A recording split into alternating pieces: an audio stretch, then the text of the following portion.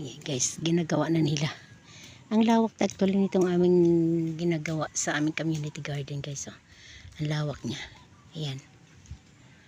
Ang isa kukuha ng pantanim.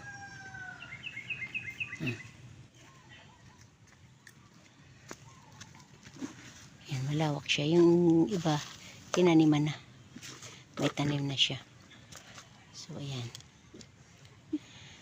Sinisipag naman si Ems. Tita Ems, sinisipag ka? Ganyan talaga pag sinisipag. Oo, mainit eh. Oh, pag mainit daw sinisipag siya. Pero tingnan nyo, oh,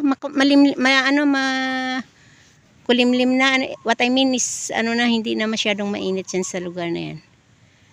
So, maganda nang magtrabaho dyan. Ayan. Hindi magsakit ang ulo. Tara guys, tanom na sila. Ayan. Hello guys. Tinatanim na nila yung... Ano yung tinatanim nyo? Okra. Okra, wow. Okray. Okray. Tapos, pag once nga sa tanghalian, mangmitas tayo at yun na lang ang kainin natin. Joy. No. Ang sa babaw yake para mag-ulan, mabasa Ayan. na. Guys, Open ang babaw. Nan, ganyan. nagtanim na si Tita Halili. Na, ginahaboy ya guys, oh. Okra, mabuhay ka mo ha. Magata ka mo madamo nga bulak tapos bunga. Kagbunga. Mo gid. Ay ang utan magbarato diri sa ato. Ay amon ka mo adobohon. Adobo.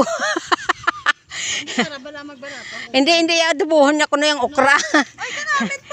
Ano lang yan, inang steam lang niya. Hindi anamit yan adobo. Buta gisaon mo lang sa olive water. Sa olive oil gagamay. Para siyang stir fry. Oo, stir fry lang tapos pwede mo man sa imoon nga torta. Okay. Oo,